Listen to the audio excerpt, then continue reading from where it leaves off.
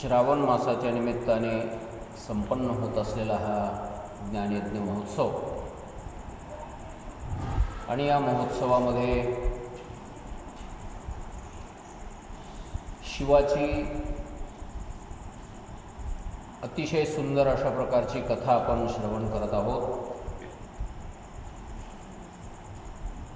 की जी कथा मनाला आनंद देणारी आहे, जीवनामध्ये समाधानाची प्राप्ती करून देणारी आहे, त्याचबरोबर भगवान शंकराविषयक भक्ती निर्माण करणारी आणि पर्यायाने मोक्ष प्राप्त करून देणारी अशा प्रकारची ही कथा आपण या ठिकाणी श्रवण करतो आहोत. आतापर्यंत या कथेमध्ये आपण सतीचं चरित्र ऐकलं. सतीचा भगवान शंकराबरोबर झालेला विवाह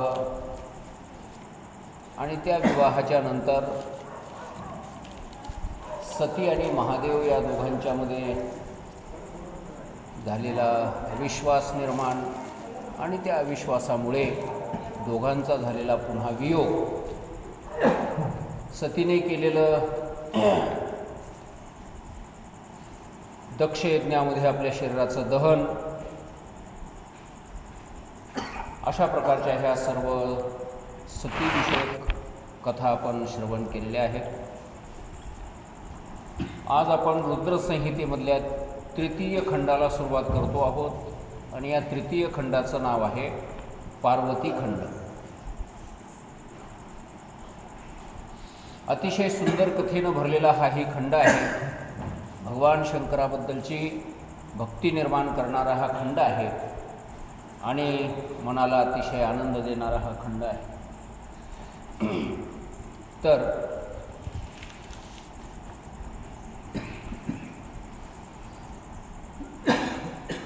नारद मुनी ब्रह्मदेवाला विचारतात. या ठिकाणी नारद मुनी आणि ब्रह्मदेव या दोघांच्या संवादामधून ही कथा आपल्याला श्रवण करायला मिळत आहे.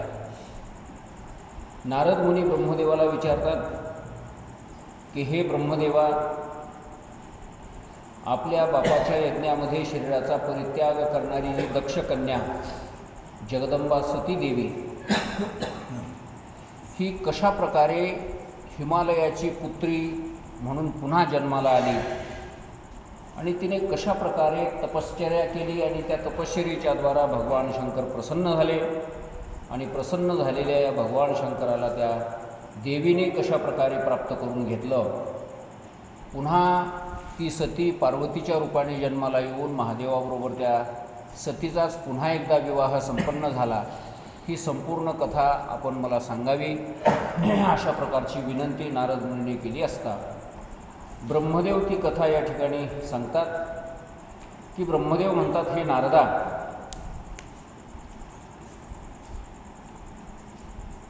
तुम्ही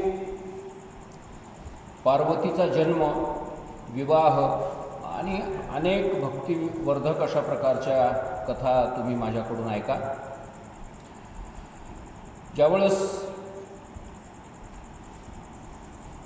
सती मातेनं आपल्या शरीराचं दहन केलं आणि पुन्हा बराचसा मध्ये असा काळ गेला आणि त्यानंतर हिमालय राजाच्या पोटी तिचा जन्म झाला असं वर्णन आहे. हा हिमालय कोण आहे तर या हिमालयाचे हे दोन स्वरूप वर्णन केलेले आहेत. एक आहे पार्थिव स्वरूप आणि दुसरं आहे देवता स्वरूप. स्थावर आणि जंगम अशा दोन स्वरूप या ठिकाणी हिमालयाचे बघायला मिळतात. एक हिमालय पर्वताच्या रूपाने आपल्याला पाहायला मिळतो आणि त्याच हिमालय पर्वतामध्ये एक देवता आहे. त्या देवतेलाही हिमालय असंच म्हणतात. जसं आपण पृथ्वी ही एक जड रूपाची ही पृथ्वी आपल्याला दिसते, दगडा मातीची बनलेली, पण याच पृथ्वीमध्ये पृथ्वी देवता नावाची एक देवता आहे. बरेचसे लोक चंद्रापर्यंत यंत्र पाठवायला लागलेले आहेत. चंद्र त्या ठिकाणी त्यांना गेल्याच्या नंतर दगडा मातीचा दिसतो, पण त्या चंद्रामध्येही एक प्रकारची देवता आहे असं आपलं शास्त्र सांगतं. सूर्यामध्ये सुद्धा एक प्रकारची देवता आहे. अशा प्रकारे स्थावर आणि जंगम अशा दोन स्वरूपाचा हिमालय या ठिकाणी वर्णन करण्यात आलेला आहे. स्थावर स्वरूपाचा जो हिमालय आहे तो आपणा सर्वांना पाहायला मिळतो.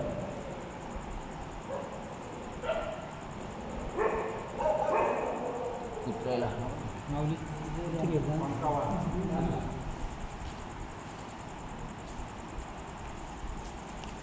तो हिमालय अतिशय विस्तीर्ण अशा स्वरूपाचा आहे. आपल्या भारताच्या या पश्चिम कोपऱ्यापासून ते पूर्व कोपऱ्यापर्यंत हा संपूर्ण उत्तर दिशेचा भाग हिमालय पर्वताने भरून गेलेला आहे. हजारो किलोमीटर त्याचा विस्तार आहे. जणू आपल्या या भारत देशाच्या इकडच्या बाजूला एक भली मोठी भिंतच उभी केलेली आहे की काय, या भारताचं संरक्षण करण्याकरता अशा प्रकारचा तो हिमालय आपल्या या उत्तर दिशेला उभा आहे. अनेक पर्वताच्या रांगा त्या हिमालय पर्वतावर आहेत. त्या हिमालय पर्वतावर अनेक नद्या उगम पावतात. सिंधू नदी आहे, सरस्वती नदी आहे, सतलुज नावाची नदी आहे, गंगा नदी आहे. अशा अनेक प्रकारच्या नद्या त्या हिमालय पर्वतामधून जन्माला येतात. आपल्या ह्या ब्रह्मगिरी पर्वतातून एकच नदी जन्माला येते, गोदावरी नदी. भीमाशंकराचा जो तो पर्वत आहे त्याच्यामधून एकच नदी जन्माला येते, ती भीमा नदी. पण हिमालय पर्वतामधून अनेक अनेक नद्या उगम पावतात. तर अशा प्रकारचा हा विराट विस्तार स्वरूप असलेला खूप मोठा हिमालय पर्वत आपल्याला पाहायला मिळतो. त्या हिमालय पर्वतावर बद्रीनारायण आहे, त्याच हिमालय पर्वतावर अमरनाथ आहे, त्याच हिमालय पर्वतावर कैलास पर्वत आहे. सगळ्या जगामध्ये उंच पर्वत असलेला एव्हरेस्ट तो सुद्धा हिमालय पर्वतावरच आहे. एवढा उंच पर्वत जगामध्ये दुसरा कोणता नाही.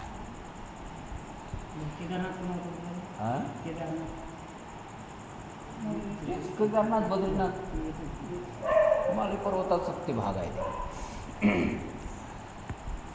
तर अशा अनेक पर्वत त्या पर्वतावर आहेत, पर्वतमालिकेमध्ये आहेत. अनेक प्रकारच्या वनस्पती त्या पर्वतावर जन्माला येतात. अमर करणाऱ्या वनस्पती, जे असं सांगतात की द्रोणागिरी पर्वत मारुत्र्यांनी नेला आणि त्या द्रोणागिरी पर्वत हिमालयामधूनच उचलून नेला होता आणि त्याच्यावर अमृतवल्ली होत्या सगळ्या. आजही हिमालय पर्वतावर सर्व प्रकारच्या वनस्पती पाहायला मिळतात.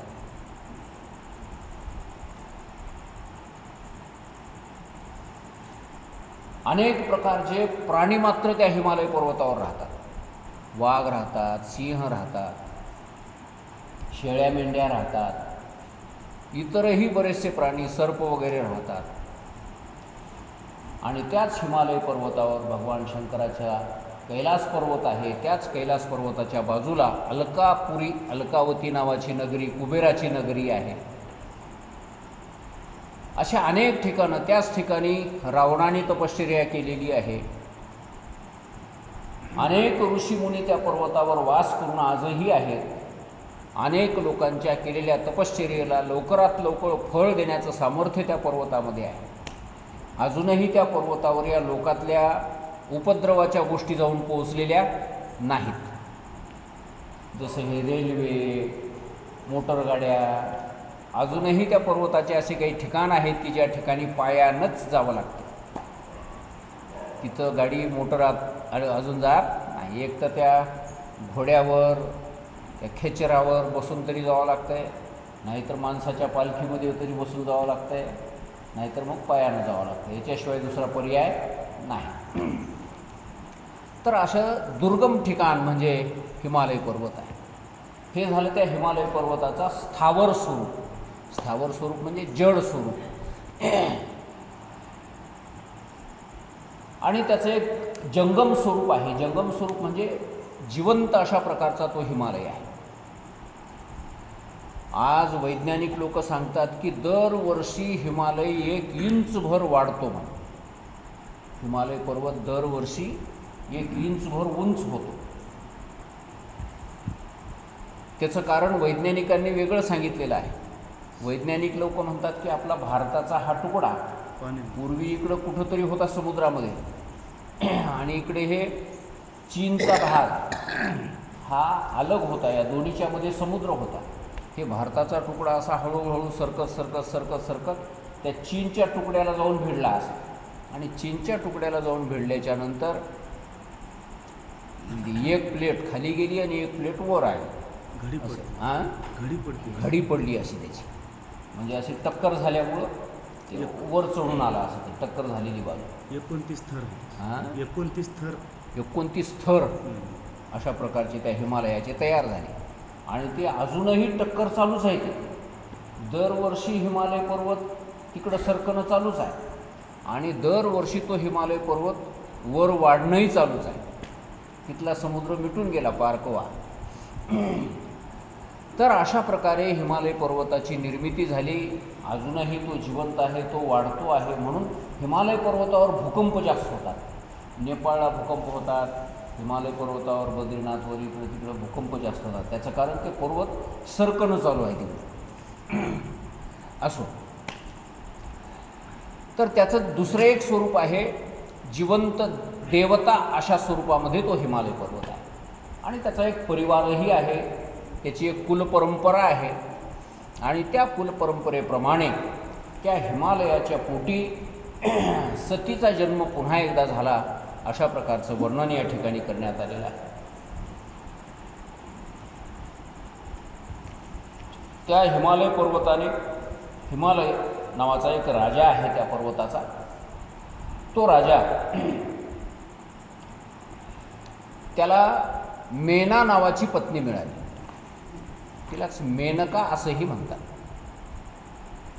ही मेना कोणाची आहे तर पितरांची मुलगी आहे. सर्व देवलोकांनी जाऊन त्या पितरांची विनंती केली की हे पितरांनो, तुम्ही तुमची मेना नावाची मुलगी हिमालय राजाला द्या, कारण तिच्या पोटीच पार्वतीचा जन्म होणार आहे आणि तीच भगवान शंकराची पत्नी होणार आहे. अशा प्रकारे त्या सर्व देवांनी पितरांना सांगितलं. त्यावेळेस त्या पितरांनाही वाटलं की वा, आपल्या घराण्यामध्ये, आपल्या मुलीच्या घराण्यामध्ये जर पार्वतीचा जन्म होत असेल, सतीचा जन्म होत असेल आणि ती जर महादेवाची पत्नी होत असेल तर मग अजून भाग्याची काय गोष्ट असावी. आणि म्हणून आपली ती मुलगी मेना नावाची त्या हिमालय राजाला देण्यात आली. दोघांचा विवाह संपन्न झाला. आणि त्या दोघांचा विवाह संपन्न झाल्याच्या नंतर त्या मेना नावाच्या स्त्रीला, मुलीला दुसऱ्या 2 बहिणी होत्या. एकीचं नाव होतं धन्या आणि दुसरीचं नाव होतं कलावती. अशा ह्या 3 जणी बहिणी होत्या. मेना, धन्या आणि कलावती अशा ह्या 3 जणी बहिणी त्या पितरांच्या. तर ह्या 3ही बहिणी एकदा भगवान विष्णूचं दर्शन घेण्याकरता म्हणून श्वेतद्वीपावर गेल्या होत्या. श्वेतद्वीपावर भगवान विष्णूचं दर्शन घेण्याकरता गेल्या असताना त्या ठिकाणी सनकादिक ऋषीमुनी जमले, सर्व संत महात्मे जमले, मोठं संत संमेलन त्या ठिकाणी भरलं होतं असं वर्णन करण्यात आलं. आणि त्याच संत संमेलनामध्ये त्या ऋषीजनांच्या मेळाव्यामध्ये सनकादिक 4 भाऊ त्या ठिकाणी आले. सनक, सनंदन, सनतकुमार आणि सनत सुजात असे 4 भाऊ त्या ठिकाणी आले. आणि त्या 4 भावांचा अधिकार एवढा मोठा होता की ते बालवयाचेच होते, 5-5 वर्षाचेच होते, पण सगळ्या ऋषीपेक्षा श्रेष्ठ होते. सगळ्या साधू संतांपेक्षा श्रेष्ठ होते. ज्या तुकाराम महाराजांनी सुद्धा त्यांचं वर्णन केलं आहे, तुम्ही सनकादिक संत म्हणविता कृपावंत, एवढा करा उपकार आणि सांगा देवा. सनकादिकांचं वर्णन तुकाराम महाराजांनी केलं. आणि त्यांचं वय तर 5च वर्षाचं. त्यांचं 5 वर्षाचंच का वय होतं त्याचं कारण पाठीमागं आपण बघितलेलं आहे. ते भगवंताची भक्ती करण्याकरता म्हणून त्यांनी आपलं वय वाढवायचंच नाही असं ठरवलं होतं. कारण मोठं झाले की माणसाच्या पाठीमागे हे विषय लागतात, संसार लागतो, विषय वासना निर्माण होतात. म्हणून आम्ही मोठं होणारच नाही, म्हणजे कायमचं 5 वर्षाचेच राहणार. असे ते सनकादिक मुनी भगवंताची भक्ती करण्याकरता कायमस्वरूपी 5 वर्षाचे राहिलेले. आणि ते त्या सभेमध्ये त्यांचं आगमन झालं. आणि त्यांचं आगमन झाल्याबरोबर सर्व लोक उठून उभे राहिले. एवढा मोठा मान त्यांचा.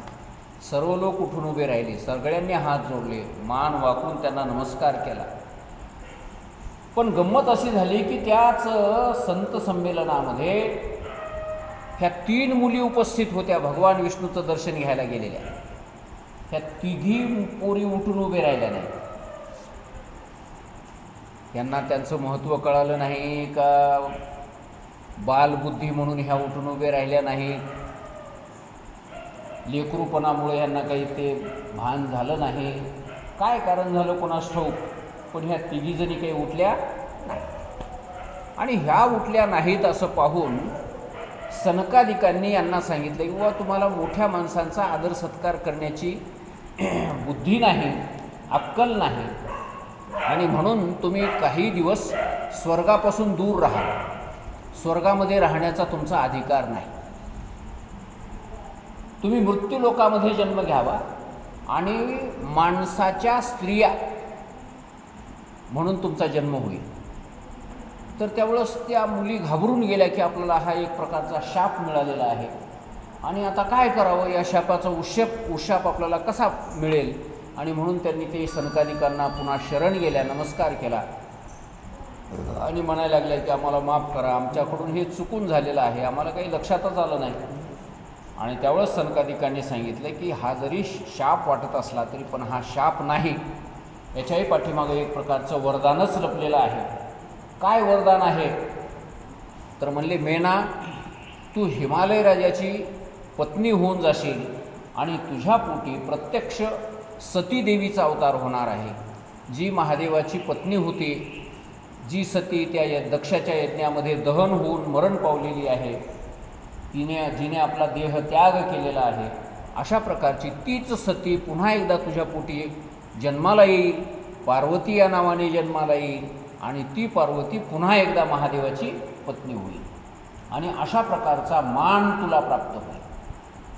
आणि त्यावेळेस त्या मेनेला वाटलं हां असं असल्यावर मग बरं आहे, महादेव जर आपला जावई होत असेल तर मग मृत्यूलोकामध्ये जन्म घ्यायला काही हरकत नाही.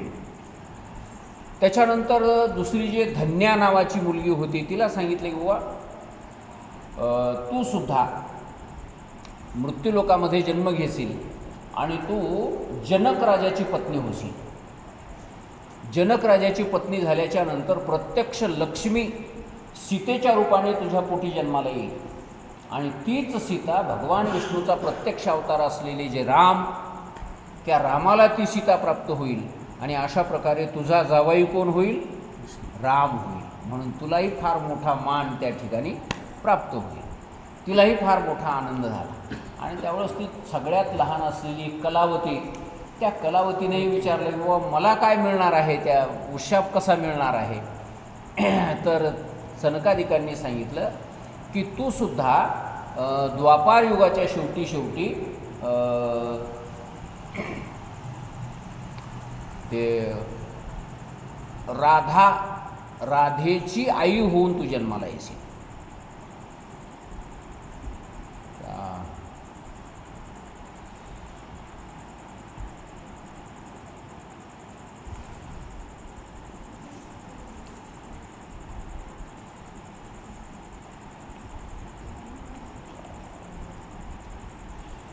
वृषभानू नावाचा एक कोणी पुरुष असेल आणि त्या वृषभानूच्या पोटी राधा ही जन्माला येईल. ती प्रत्यक्ष भगवान कृष्णाची गोलोकधामातली प्रियतमा असेल आणि ती गोलोकधामातली प्रियतमा कृष्णाची प्रिय असलेली राधा तीच पुन्हा एकदा मृत्यूलोकामध्ये तुझ्या पोटी जन्म घेईल आणि कृष्ण हा तुझा जावई होईल.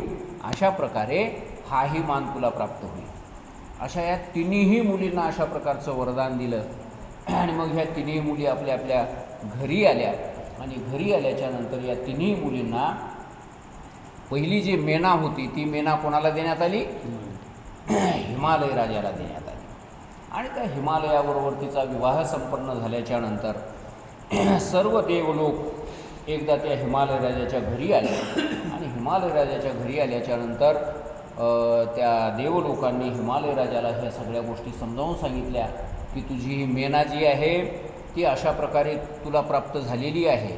हिच्या पोटी पार्वतीचा जन्म होणार आहे आणि तीच महादेवाची पत्नी होणार आहे. तू फार मोठा भाग्यवान आहेस. तर तू काय करायचं आहे की तू त्या पार्वतीची आराधना करायची आहे, त्या भगवान शंकराची आराधना करायची आहे. अशा प्रकारे त्या देवलोकांनी हिमालय राजाला सांगितलं. हिमालय राजाने त्या देवलोकांचा फार मोठा सत्कार केला. तो म्हणायला लागला, माझं परमभाग्य आहे की आपण सगळे देवलोक माझ्या घरला आलात.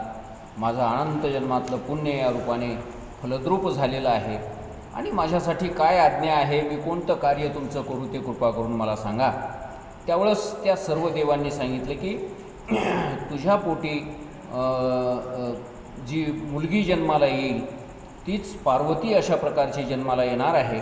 आणि ती पार्वती जन्माला येण्याकरता म्हणून तुला त्या देवीची आराधना करावी लागणार आहे. ती देवी कोण आहे? तर त्या देवीबद्दलचं खूप सुंदर अशा प्रकारचं वर्णन त्या सर्व देवलोकांनी केलेलं आहे. आणि मग अशा प्रकारे त्या देवीला देवीची आराधना करण्याचा उपदेश करून ते सगळे देवलोक पुन्हा त्या देवीची आराधना करता स्वतः गेले. आराधना करण्याकरता स्वतः गेले आणि एका उत्तम स्थानामध्ये जाऊन त्यांनी त्या देवीची आराधना केली. आणि त्या देवांच्या समोर ती देवी प्रत्यक्ष प्रकट झाली. ती सती जी दहन झालेली होती ती पुन्हा या देवांच्या समोर प्रकट झाली. अतिशय दिव्य अशा प्रकारचं तिचं स्वरूप होतं. उंच अशा प्रकारच्या सिंहासनावरती बसलेली होती आणि रत्नजडित अशा प्रकारचं ते सिंहासन होतं आणि नरम असं तिला बसायला ते बिछाना टाकलेला होता. अतिशय सुंदर दिसणारी अशी ती देवी या सर्व देवलोकांना प्रसन्न झालेली आहे. आणि त्या देवीला पाहिल्याबरोबर या सर्व देवलोकांनी तिची फार मोठी स्तुती केली. तूच जगज्जननी आहेस, तूच अंबा आहेस, तूच सर्व स्त्रियांची अधिराणी आहेस वगैरे वगैरे अशा प्रकारे त्या देवांनी तिचं वर्णन केलं. आणि त्या देवांनी वर्णन केलेल्या त्या वर्णनाला ऐकून प्रसन्न झालेली ती देवी सर्व देवांना म्हणायला लागली की हे देवांनो, तुमचं काय मनोगत आहे ते मला सांगा आणि तुम्हाला जी इच्छा असेल ते मी वर द्यायला तयार आहे.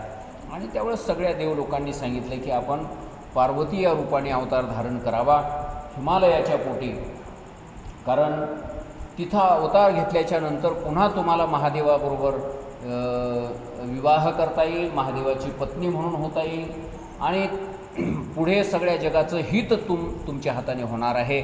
अशा प्रकारे तुम्ही जगाच्या हिताकरता, लोकांच्या कल्याणाकरता म्हणून पुन्हा एकदा अवतार धारण करावा अशी आमची सर्व देवलोकांची इच्छा आहे.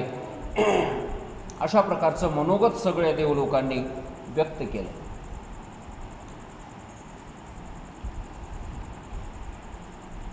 आणि त्यावेळेस सर्व देवलोकांच्यावर प्रसन्न झालेली ती देवी त्या सर्व देवलोकांना त्यांचा अभिष्ट वरदान देऊन त्याच ठिकाणी ती अंतर्धान झाली. सर्व देवलोकांना सांगितलं की मी तुमच्या मनोगताप्रमाणे अवतार घ्यायला तयार आहे. सर्व देवलोकांना मोठा आनंद झाला आणि सर्व देवलोक त्या देवीला नमस्कार करून पुन्हा परत आपापल्या घरी आले. आणि इकडे मेना आणि हिमालय राजा त्या देवीची आराधना करण्यामध्ये तन्मय झालेली आहे. त्या देवीने रात्रंदिवस भगवान शंकराची आणि पार्वतीची आराधना करायला सुरुवात केली.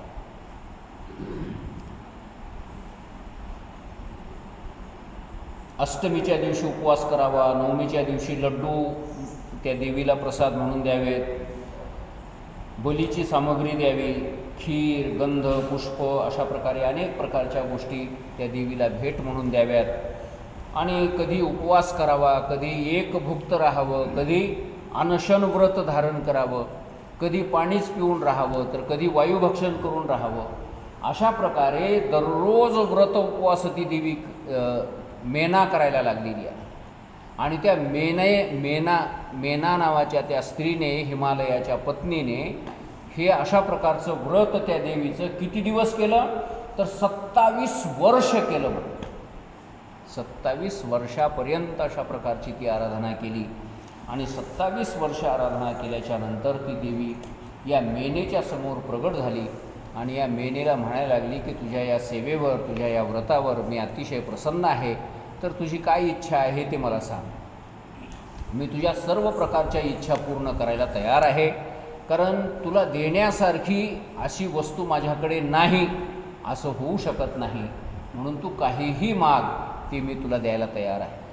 आणि त्यावेळेस या मेनेनं त्या देवीला 3 प्रकारचे वरदान मागून घेतले. एक तर मला 100 पोरं व्हावेत, असं पहिलं वरदान मागून घेतलं. मला 100 पुत्रांची प्राप्ती व्हावी आणि तेही बलवान अशा प्रकारच्या पुत्रांची प्राप्ती व्हावी. आणि त्या 100पैकी पहिला जो मुलगा आहे तो सर्वात बलवान असावा, सगळ्या जगामध्ये त्याची कीर्ती पसरलेली असावी. अशा प्रकारचा बलवान पुत्र मला पहिला प्राप्त व्हावा. आणि त्याच्यानंतर एक पुत्री मला प्राप्त व्हावी, एक मुलगी मला प्राप्त व्हावी. आणि ती मुलगी दुसरी तिसरी कोणी नसून प्रत्यक्ष हे देवी, हे माते, हे अंबे, तूच माझ्या पोटी त्या देवीच्या रूपाने अवतार धारण करावा, पार्वतीच्या रूपाने अवतार धारण करावा, अशी माझी इच्छा आहे. असं त्या मेनेनं त्या देवीला सांगितलं असता ती देवी तर प्रसन्न झालेलीच होती. आणि त्या देवीनेही त्या मेनेला तशा प्रकारचं वरदान दिलं. आणि वरदान प्राप्त झाल्याच्या नंतर त्या देवीचं अनेक प्रकारे स्तवन केलं. कारण ती ही मेना म्हणायला लागली की हे देवी, मला तुझं वर्णन करायचं आहे, पण तुझं वर्णन कोण्या शब्दामध्ये करावं मला काही ते शब्द ध्यानात येईना झाले. तुझं वर्णन करावं वाटालंय, पण कोण्या शब्दात वर्णन करावं, कसं वर्णन करावं ते मला ध्यानात येईना झाले. जसं आता ही कथा ऐकल्याच्या नंतर सर्वांना ही कथा कळते की बाबा कुठून कुठं काय झालं, कुठून काय झालं, ह्या कथेचा क्रम कसा सांगितला, हे सगळं कळतंय. पण तेच जर म्हणलं तुम्ही इथं बसून सांगा, सांगता येते काय? सांगता येईल. माणसं म्हणतात कळतंय पण सांगता येईल. तशीच अवस्था त्या मेनेची झाली. त्या देवीचं स्वरूप समोर दिसायला लागलं, त्या देवीचं सौंदर्य तिच्या समोर दिसायला लागलं, पण तिचं वर्णन करता येईना गेलं. कसं वर्णन करावं तेच काही कळलं नाही गेलं. आणि मग त्यावेळेस त्या देवीने त्या मेनेला आपल्या हृदयाशी धरलं, कडकडून आलिंगन दिलं. आलिंगन दिल्याबरोबर महाराज त्या देवीच्या हृदयामध्ये असलेलं जे ज्ञान आहे ते सर्वच्या सर्व ज्ञान या मेनेला प्राप्त झालं. आणि ते ज्ञान प्राप्त झाल्याच्या नंतर जणू काय वेदामध्ये वर्णन केलेले शब्द असावेत, एखाद्या शास्त्रामध्ये केलेले शब्दाचं वर्णन असावं, अशा प्रकारचं वर्णन त्या मेनेनं त्या देवीचं केलं. आणि त्या देवीच्या वर्णनावर, मेनेच्या वर्णनावर देवी प्रसन्न झाली आणि तिने मागितलेले सर्व प्रकारचे वरदान देऊन ती त्या ठिकाणी अंतर्धान झालेली आहे. आणि अशा प्रकारे ती देवी अंतर्धान झाल्याच्या नंतर बराचसा कालावधीमध्ये गेला. आणि बराचशा कालावधीच्या नंतर त्या मेनेला गर्भधारणा झालेली आहे. तिला पहिले 100 पुत्र झाले. पहिला जो मुलगा झाला तो मैनाक नावाचा पर्वत झाला.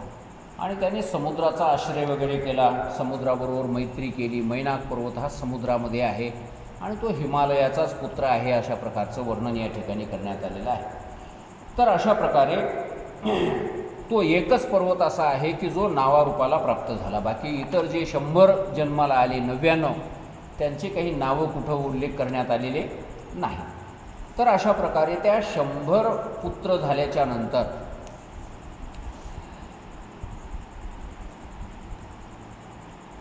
देवाचं कार्य सिद्ध करण्याकरता म्हणून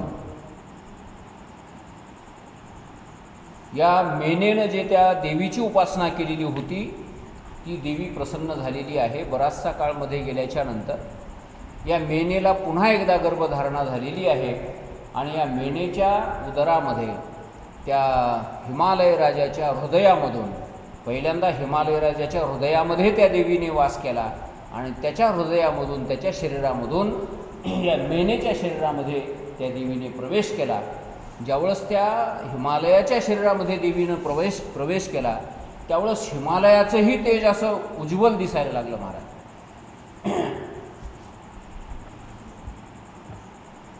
तेजस्वी अशा प्रकारे तो हिमालय राजा दिसायला लागला. आणि मग त्या मेनेच्या शरीरामध्ये त्या देवीने प्रवेश केला आणि त्याबरोबर त्या मेनेचंही तेज असं उजळून दिसायला लागलं. आणि एका एका पक्षाने महिन्याने तो गर्भ वाढायला लागला. तसतसं या मेनेचं तेजही वाढायला लागलं. कारण प्रत्यक्ष जगन्माता जगदाधार असलेली ती देवी, तिन्ही देवांना जन्माला घालणारी ती देवी प्रत्यक्ष त्या मेनेच्या उदरामध्ये आहे. तर मग आता त्या मेनेचं तेज किती वाढलं असेल थोडासा विचार करा. तर एकूण 10 महिने पूर्ण झाले असं वर्णन आहे. आणि 10 महिने पूर्ण झाल्याच्या नंतर ती देवी पूर्ण रूपाने अयोनी संभव अशा स्वरूपामध्ये या मेनेच्या समोर प्रगट झाली. आणि मेनेला सांगितलं की तू पाठीमागं तपश्चर्या केलेली होती आणि त्या तपश्चर्येचा परिणाम म्हणून मी प्रत्यक्ष देवी ती सतीच तुझ्या पोटी अवतार घेऊन आलेली आहे आणि हे तुला पाठीमागलची आठवण करून द्यावी म्हणूनच हे मी अशा प्रकारचं सुंदर रूप धारण केलेलं आहे. आणि आता तुझ्या इच्छेप्रमाणे पुन्हा बालरूप धारण करीन असं म्हणून ती देवी पुन्हा लहान रूप धारण केली तिनं. आणि ती रडायला लागली असं वर्णन आहे. कारण लेकरं जन्मल्याबरोबर काय करतात? रडतात. कारण रडणं हे जिवंत असलेल्याचं प्रतीक आहे. जर लेकरू रडणं गेलं तर त्याला रडवितात आणि जर ते रडच ना गेलं तर मग ते गेलं असं त्याचा अर्थ आहे. म्हणून त्या लेकराच्या रडण्यामध्ये सगळ्या लोकांना आनंद होतो. सगळे लोक हसायला लागतात. ते लेकरू रडायला लागतंय आणि इकडं सगळे लोक हसायला लागतात, पेढे वाटायला लागतात. तसाच प्रकार झाला त्या हिमालय राजाच्या घरी. आनंदाचा उत्सव सुरुवात झाला. त्या लेकराची स्तुती करण्याकरता आकाशामध्ये देवलोक जमा झाले. आकाशामधून वर्षाव व्हायला लागला. आणि त्या हिमालय राजाच्याही घरी मोठं दान पुण्याचं कार्य सुरुवात झालं. अनेक ब्राह्मणांना दान देण्यात आले आणि अशा प्रकारचा हा उत्सव त्या घरामध्ये चालू झाला. आणि सर्व संसारामध्ये एक प्रकारची प्रसन्नता त्या ठिकाणी प्राप्त झाली. अनुकूल अशा प्रकारची हवासुद्धा त्यावेळेस वाहायला लागली. सुगंध चहूकडे दरवळायला लागला. पावसाची वृष्टी हळूहळू व्हायला लागली आणि त्या पावसाबरोबर फुलांचाही वर्षाव त्या ठिकाणी व्हायला लागला. विष्णू आदी सर्वच्या सर्व देव त्या ठिकाणी प्राप्त झाले आणि सर्वांनी मोठं आनंदित होऊन त्या जगदंबेचं दर्शन घेतलं.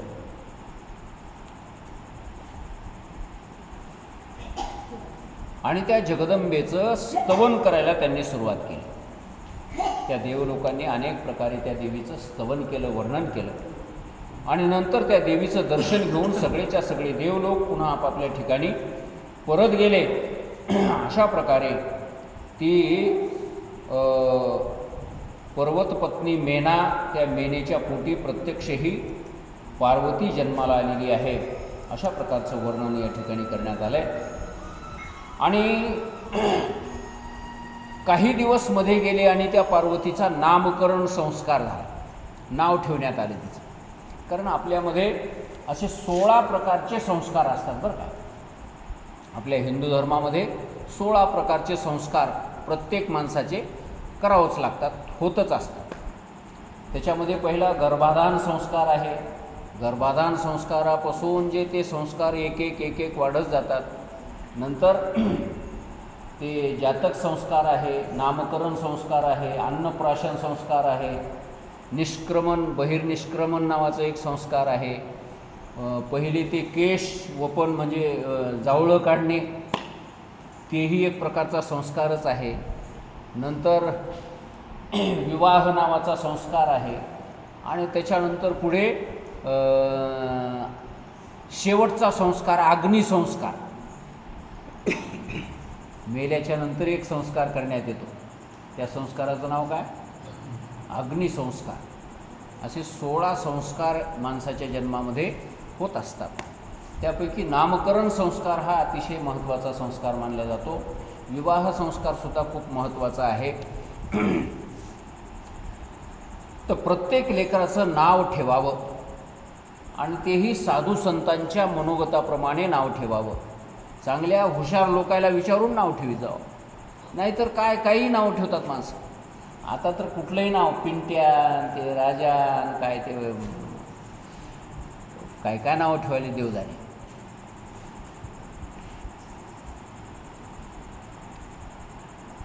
ते प्रफुल्ल नाव ठेवलं म्हणून एका लेकराचं. ते म्हातारीला म्हणायच ना प्रफुल्ल, ते फुरफुरच म्हणू लागले.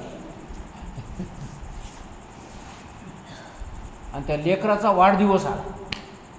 आता वाढदिवसाच्या दिवशी त्या म्हातारीला मान द्यावा. आता ही दुसऱ्या वाढदिवसापासून काही वाचना म्हणून हिला बसविलं त्या खुर्चीवर, हिच्या मांडीवर लेकरू दिलं. हां, आणि हिच्या हातामध्ये ते सुरी दिली ते केक कापायला. आणि केक कापता कापता काय म्हणतात ते, हॅपी बर्थडे प्रफुल्ल असं ती काहीतरी म्हणू लागली ती. आणि ते प्रफुल्ल म्हणताना तिचा थुकाच उडू लागला त्यात. सगळा केक पातळच करून टाकला त्या म्हातारीनं. दात नाही काय. आणि ते प्रफुल्ल काही तिला नीट म्हणता येईना, फुरफुरच म्हणू लागली. सगळा केक तिनं ओला करून टाकला.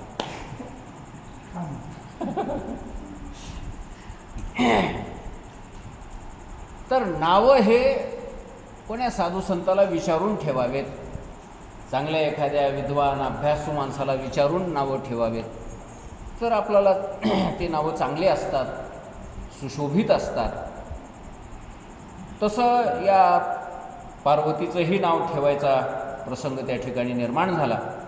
आणि सर्वांनी विचार करून त्या पार्वतीचं पर्वतापासून ही जन्माला आलेली आहे म्हणून तिचं पहिलं नाव काय ठेवलं, पार्वती असं ठेवलं.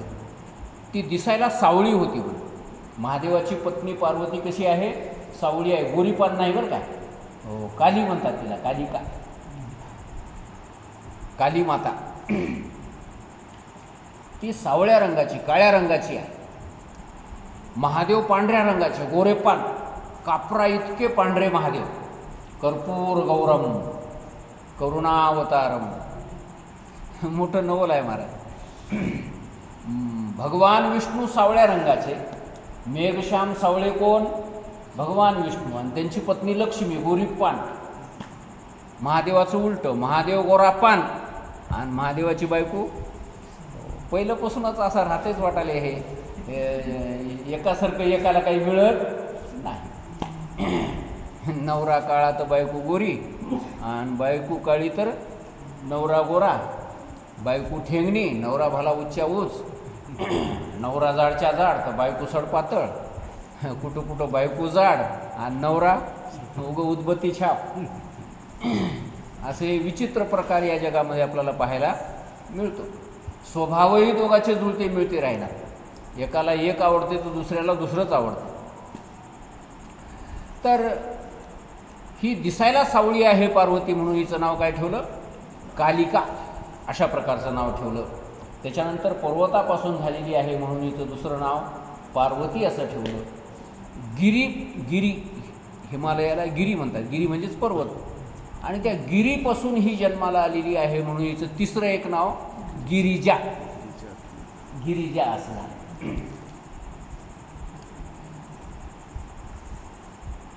तर असे अनेक नावं तिला ठेवण्यात आले. आणि हळूहळू ती लहानाची मोठी व्हायला लागली. लहानपणापासूनच तिला भगवान शंकराच्या पूजेचं अर्चाचं खेळच तिचा तो महादेवाची पूजा करणे अशा प्रकारचा छंदच लहानपणापासून. आणि थोडीशी मोठी झाली, 5 वर्षाचं वय झालं की तिला अनेक प्रकारच्या विद्या शिकवण्याकरता म्हणून एका श्रेष्ठ गुरुकडे ठेवण्यात आलं. आणि तिला काय विद्या शिकायला काय कुठं घोकमपट्टी करावं लागते का आपल्याला. नाहीतर आपल्या लेकराला किती घोकून सांगितलं तरी ते काही ध्यानात बसत नाही. पण आता ही प्रत्यक्ष देवी आहे, विद्येची जनिती आहे, तर हिला विद्या शिकायला काय वेळ लागणार. पूर्वजन्मामधली सर्वच्या सर्व विद्या एकदा सांगितल्याबरोबर हिला अवगत व्हायला लागली. पुन्हा दुसऱ्या वेळेस सांगायची कधी गरज पडली नाही. तर अशा प्रकारे सर्व विद्या या पार्वतीला अगदी कमी वयामध्ये प्राप्त होऊन गेल्या. आणि अशा प्रकारे ती हळूहळू 8 वर्षाची झाली. 8 वर्षाची झाली तसं कौमार वय, कुमारिका वय तिचं प्राप्त झालेलं आहे. अष्टवर्षे भवेत कन्या असं वर्णन केलं आहे. तर कुमारावस्थेमध्ये तिचं पदार्पण झालेलं आहे. आणि पूर्वीच्या काळामध्ये लहानपणीच लग्न करण्याची प्रथा होती. मोठं झाल्याच्या नंतर मोठं होऊच देत नव्हते पोरीला. 8 वर्ष झाले, 10 वर्ष झाली की तिचं लग्न करून टाकायचं. आणि मला वाटायला तेच बरोबर होतं की तेच चांगलंही होतं काही, हे की नाही. आता 40-40 वर्षापर्यंत त्या पोरीचंही लग्न होईल आणि पोराचंही लग्न होईल. आम्ही पंढरपूरला गेलो, एका ब्राह्मणाच्या घरी मुक्काम होता. लई दिवसाची गोष्ट आहे. 30 वर्षाची मुलगी असेल. काही शहाणे माणसं, वडीलधारी माणसं होती. म्हणे ते म्हणले, बाई तुझं लग्न झालं काय? ती म्हणली, माझ्याहून वडील बहीण आहे म्हणली अजून एक. तिचंच झालं नाही म्हणली, मजा कुठं विचार करता. आत्ता आपल्याला 30-35 वर्षाचे पोरं पोरी बिना लग्नाचे बघायला मिळतात. आता 35 आणि 40 वर्षाला जर लग्न करायचं आहे, कशाला करायचं आहे? त्या लग्नाचा उद्देश काय? तर कोणतीही गोष्ट योग्य काळी झाली तर ती बरी असते.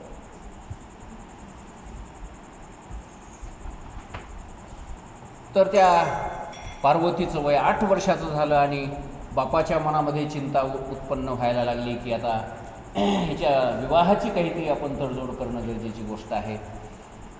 तर योगायोगाने त्याच वेळेस नारद मुनीचं आगमन त्या ठिकाणी झालं. नारद मुनी आलेले पाहिल्याबरोबर त्यांना नमस्कार केला, बसायला उंच आसन दिलं, त्यांची पूजा वगैरे केली. फळफळावळांनी भरलेलं ताट नारद मुनीच्या समोर ठेवलं. अशा प्रकारे त्या संतांचा सत्कार केला. कारण पूर्वीच्या काळामध्ये चहा वगैरे तर काही नव्हता.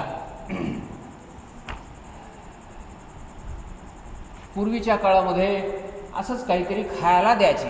पाहुणा आला म्हणजे त्याला काहीतरी गुळ फुटानेच का होईना, अगोदर खायला देणे, नंतर पाणी प्यायला देणे आणि नंतर त्याच्या जेवणाची सोय करणे, झाला हाच पाहुणचार होता पूर्वीच्या काळामध्ये. आता चहा हे सगळ्यात मोठा पाहुणचार झाला. चहा जर करणं गेलं तर ते म्हणतील की सोयरा काही कामाचं नाही आहे, त्या चहासुद्धा करणं घरला गेलं तर चहामध्ये सगळा मोठेपणा येऊन बसला. मग ते जेवायला मग विचारा का न विचारा. असो तर नारद मुनीचा असा सत्कार करण्यात आला आणि नारद मुनी बसल्याच्या नंतर तो हिमालय राजा नारद मुनीच्या समोर येऊन बसला. त्याने आपल्या मुलीलाही समोर आणून बसवलं आणि नारद मुनीला विचारायला लागले की हिचं थोडंसं हात बघा बरं, हिचं थोडंसं भविष्य बघा बरं. आता लोकायला वाटतंय महाराज म्हणल्यावर महाराजाला सगळंच कळतंय, भविष्य कळतंय, ते ज्योतिष कळतंय, पंचांग कळतंय, असं एक भरोसा असते माणसाचा. तसं ते नारद मुनी बघितले आणि नारद मुनीच्या समोर ते मुली घेऊन बसले आणि त्या मुलीचा हात नारद मुनीच्या हातात दिला आणि म्हणले, महाराज हिचं लग्न कोणाबरोबर होईल, कशा प्रकारे होईल, थोडंसं भविष्य सांगा बरं हिचं. आणि नारद मुनीने तो हात पाहिला आणि ते हात पाहिल्याच्या नंतर म्हणले की वा वा वा, म्हणले भाग्यवान मुलगी आहे, सगळे चांगले लक्षणं या मुलीची आहेत. प्रत्यक्ष ही देवीची भगवतीचाच अवतार आहे की काय, अशा प्रकारचे चिन्ह हिच्या अंगावर आहेत. म्हणले सगळ्या शुभ लक्षणाने ही मुलगी परिपूर्ण आहे आणि हिला जो पती मिळेल तो सुद्धा चांगलाच मिळणार आहे. म्हणले लोकाचं कल्याण करणारा आहे, सर्व लोकांना सुख देणारा आहे, नेहमी स्वतः ध्यान चिंतन करण्यामध्ये घडून गेलेला असेल, अशा प्रकारचा पती हिला प्राप्त होईल. अशा प्रकारे भविष्य सांगितलं, सगळे महादेवाचे लक्षणं सांगितले. आणि पुन्हा नारद मुनी म्हणायला लागले की एक चिंता करण्यासारखी गोष्ट आहे, हिच्या हातावरची एक रेषा ती अशी आहे की त्या रेषेच्या योगाने मला असं कळतंय की हिला जो पती मिळेल ना तो बऱ्याचशा चांगल्या गुणाने जरी परिपूर्ण असला तरी पण काही वाईट गुणसुद्धा त्याच्याजवळ असतील. तो स्मशानामध्ये राहणारा असेल, चिताभस्म अंगाला लावून बसलेला असेल, माणसाच्या मुंडक्याच्या माळा गळ्यामध्ये घालणारा असेल, गजचर्म वगैरे धारण करणारा असेल आणि अमंगल वेश धारण करणारा असेल, त्याला माय नाही, त्याला बाप नाही, अशा बिन मायबापाचा तो हिचा नवरा असेल. आता महादेवाला कुठं मायबाप, त्याचं कोणतं कुळच असणार नाही म्हणजे अशा प्रकारचा नवरा हिला मिळतो. आणि त्यावेळेस पुन्हा त्या मायबापाला दोघालाही चिंता वाटायला लागली की बाबा सगळं चांगलं, एवढंच का असं असावं, एवढंच काय उणेपणा असावा, अशा प्रकारे चिंता वाटते. कोणतीही गोष्ट उणी राहावं असं वाटत नाही, माणसाला कमीपणा असावा असं वाटत नाही, सगळ्या अंगाने परिपूर्ण असं वाटतंय. पण गंमत अशी आहे की जगामध्ये सर्व अंगाने परिपूर्ण असा कोण आहे, कोणी असू शकत नाही. भगवान कृष्णाचं चरित्र ज्यावेळेस भविष्य सांगितलं गर्गाचार्यांनी, त्यावेळेसही सांगितलं की बुवा या भगवान कृष्णाच्या राशीमध्ये सप्तम स्थानामध्ये राहू नावाचा ग्रह आलेला आहे, एवढीच एक गोष्ट थोडीशी बोट ठेवण्यासारखी आहे असं गर्गाचार्यांनी सांगितल्याबरोबर यशोदेला मोठी चिंता वाटली म्हणून, आणि तिच्या डोळ्यामध्ये अश्रूच आले, रडूच आलं की सगळं चांगलं सांगितलं आणि एवढंच का असं वाईट असावं, रडूच आलं त्या यशोदेला. आणि यशोदेने विचारलं गर्गाचार्य महाराज असं हे असल्यानं काय होतंय, त्याचा काय परिणाम होतो. तर गर्गाचार्य म्हणले की एवढी चिंता करण्यासारखं काही कारण नाही, म्हणले असं दुःख करण्यासारखं काही कारण नाही, कारण असं ज्या ज्या लेकराच्या हातावर हे चिन्ह असते किंवा असं ज्या लेकराच्या राशीला आलेलं असतंय असे माणसं जास्त बायका करतात म्हणले, एवढंच आहे, बाकी दुसरं काही नाही. आणि म्हणून या कृष्णाला किती बायका होतील, 16,108 बायका होतील असं गर्गाचार्यांनी सांगितलं. माणसाला उणीव नको वाटते बरं का. हो एक गंमत म्हणून आमच्या माऊलीनं उदाहरण सांगितलं, एका राजाच्या मुलीची सोयरीच होईना, त्या राजाच्या मुलीला 36 लक्षणाने परिपूर्ण अशा प्रकारचा मुलगा पाहिजे होता, 36 गुण जुळले पाहिजे. पंचांगामध्ये त्या नवरी नवरदेवाचे सगळे गुण किती असतात, 36. हे 36 गुण जर त्या दोन्हीच्या राशीमध्ये जुळले तरच त्याच्याबरोबर हे पोरगी द्यायची, नाही तर द्यायचीच नाही, कारण मी राजा आहे म्हणले, मला काय कमी आहे. पण गंमत अशी झाली, खूप शोध घेतला पण हे 36 गुण जुळणारा काही मुलगा कुठं सापडला नाही. शेवटी ते सोयरी करणारे कटाळून गेले. 5 वर्ष झाले, 6 वर्ष झाले, सोयरिकीचाच मेळ लागना, पोरगच सापडना, अशा प्रकारचं. शेवटी परेशान झाले सगळे आणि मग म्हणले कोणतं तरी पोरगं आणू धरून आणि त्याच्याबरोबर सोयरी करून टाकू, असू द्या म्हणले, गरिबाचा असो काही असो, राजाची पोरगी आहे, एकुलती एक आहे, काय कमी आहे, काय राहणार आहे त्याला, धरा म्हणले कुठलंही आपलं ढोरं वळणारं गुराकी आणा पकडून, लावून टाकू सोयरी. राजाला सांगू की बाबा ह्याचे गुण सगळे भरलेले आहेत, गरीब आहे म्हणले पण गुण सगळे जवळजवळ आलेले आहेत. मग राजाला सांगितलं तसं, म्हणले गुण जवळजवळ जुळते मिळते आहेत, फक्त 2च गुण कमी आहेत म्हणले, बाकी सगळे गुण याचे जुळलेले आहेत. आणि गरिबाचं लेकरू आहे म्हणले, याच्या संग सोयरी करायला हरकत नाही. राजा म्हणला बाबा चला आता किती दिवस वाट बघायची. पोरीचं वय 25 वर्षाचं होतं तेव्हापासून नादी लागलोत म्हणले या सोयरिकीला. आता 5-6 वर्ष निघून गेले, 30-31 वर्ष झालं वय पोरीचं, किती दिवस वाट बघायची आता, करून टाका सोयरी. सोयरी केली. नवरदेव शेवंतीला मारुतीच्या मंदिरासमोर आला आणि शेवंतीला आला ते टोपीच घालून घेईना. नवरदेवाला विचारलं बाबा काय पाहिजे तुला, नावही सांगा, काय पाहिजे ते सांगा. अरे म्हणले तू काय जावाई लहान गरीबाचा नवस, राजाचा जावाई आहेस, काही नाव घे तोंडातून, फक्त कोणती कार पाहिजे ते सांग, कोणती मोटरसायकल पाहिजे ते सांग, का हेलिकॉप्टर पाहिजे ते सांग, टेस्ला पाहिजे, बरं टेस्ला पाहिजे, ते काय जे पाहिजे ते सांग, पण ते बोलच नाही. शेवटी सकाळी 8 वाजता शेवंतीला बसलेली माणसं 4 वाजले, 5 वाजले दुपारचे, 4-4 मुरमुरे खाल्लेले परेशान झाले लोक. म्हणले असला कुठं जावाई असते का, राजाही परेशान झाला, म्हणले असला कुठं पोरगा असते का म्हणले, आणि हे तर 36 गुणाचं 2च गुण कमी आहात म्हणून आणले म्हणले हे पोरगं, असलं कुठं राहते का, बोलवा बरं म्हणले त्या सोयरी करणाऱ्याला, काय पोरगं हुडकून आणलं त्यांनी. सोयरी करणाऱ्याच्या भागली भानगडी.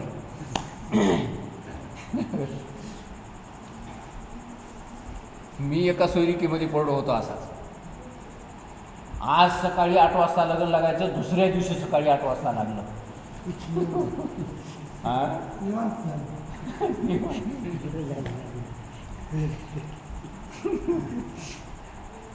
कशामुळं तर ते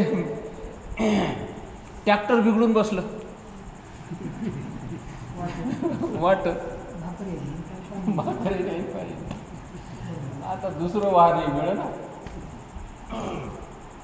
शेवटी तिथं माणसं म्हणू लागले, हे म्हणजे हे लग्नाची तीत काढली कोण, त्या शहाण्याला बोलवा बरं. आणि ते लग्नाची तीत मी काढून दिली होती. अरे बाबा म्हणलं, लई मोठी भानगड आहे. तेव्हापासून कोण या सोयरिकीमध्ये पडना. तर ते म्हणले बोलावं सोयरीक करणाऱ्याला. ते सोयरीक करणाऱ्याला बोलविलं. काय म्हणले, असलं पोरगं असते का कुठं, 2च गुण कमी आहेत म्हणले तुम्ही याला, एवढं कुठं असं मूर्ख पोरगं असते का म्हणले. ते सोयरीक करणारे हुशार लोक असतात. ते म्हणले हो 2च गुण कमी आहेत म्हणले याला, बाकी सगळ्या गुणाने संपन्न आहे. म्हणले 2 कोणते गुण कमी आहेत म्हणले, एक दुसऱ्याचं ऐकना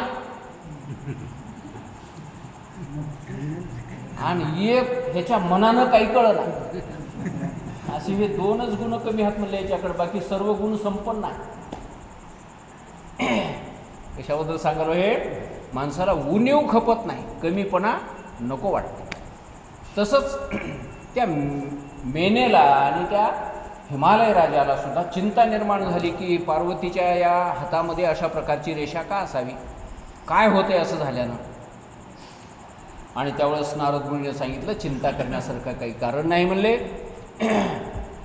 जरी मी तुम्हाला म्हटलं असलं की हा हिचा होणारा पती नंग धडंग राहणारा आहे, अंगावर कपडाच कधी ठेवणार नाही, भस्मच लावून राहणार आहे, मुंडक्याच्या माळाच घालणार आहे, स्मशानातच राहणार आहे, हे सगळं जरी असलं तरी हे सगळं महादेवाचं वर्णन आहे म्हणले, भगवान शंकराचं वर्णन आहे. वरून वेश जरी अमंगल असला तरी पण ती देवता मंगलकारक अशा प्रकारची ती देवता आहे, म्हणून चिंता करण्याचं काही कारण नाही. असा सगळा खुलासा केल्याच्या नंतर पुन्हा त्या हिमालय राजाचं समाधान झालं आणि हिमालय राजाचं समाधान करून नारद मुनी तिथून निघून गेले. नारद मुनी गेल्याच्या नंतर ही मेना पुन्हा रडायला लागली आपल्या नवऱ्याच्या जवळ. म्हणले असं कसं, माझी लाडकी पोरगी एकुलती एक आहे, किती नाजूक आहे, म्हणले किती ते प्रेमानं आपण हिचं सांभाळ केलेला आहे, आणि ही असल्या गोसायाला देऊन टाकता काय म्हणले, हे मला काही पसंत पडणार झाले, दुसरं एखादं चांगलं पोरगं बघा आणि त्याला देऊन टाका म्हणले, ह्याला देऊ नका. त्यावेळेस हिमालय राजानेही तिला समजावून सांगितलं की बुवा हा भगवान शंकर म्हणजे कैलासपती आहे, सगळ्या जगाचा मालक आहे, याच्यापेक्षा मोठा जगामध्ये दुसरा कोणी नाही. हा कोणापासूनच जन्माला आला नाही, पण याच्यापासून मात्र सगळं जग जन्माला आलेलं आहे. अशा प्रकारचा हा महादेव आहे, तू चिंता करण्याचं काही कारण नाही. अशा प्रकारे तिची समजूत घातली आणि त्यावेळेस तिचं मन कुठं थोडंसं समाधान झालं. आणि त्याच वेळेस भगवान शंकर किती वाजले झालं आपला टाईम व्हायला उशीरच नाही.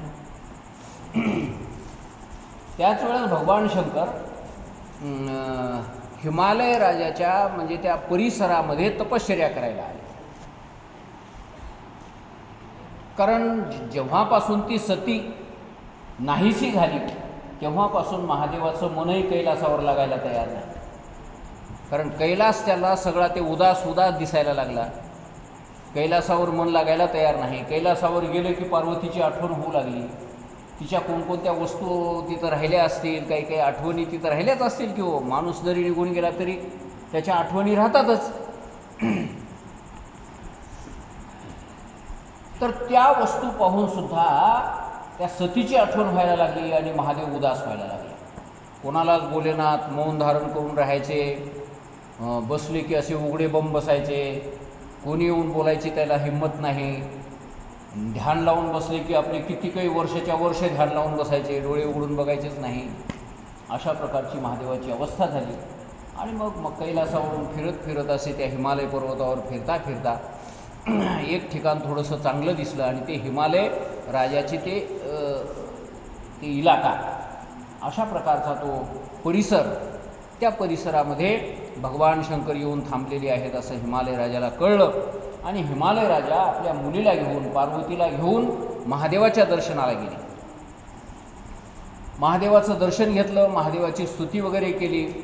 आणि हिमालय राजाला महादेवाने सांगितलं की मी या तुमच्या परिसरामध्ये काही दिवस थांबणार आहे, तपश्चर्या मला या ठिकाणी करायची आहे आणि मला कुठल्याही प्रकारचा प्रतिबंध होता कामा नये, कोणीही माणूस मला येऊन डिस्टर्ब करता कामा नये.